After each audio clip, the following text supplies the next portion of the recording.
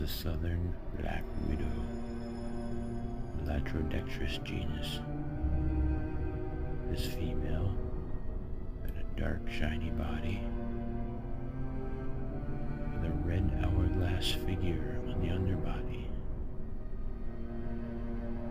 These spiders can be dangerous, carrying a venom of latrotoxin. See the egg sacs right there?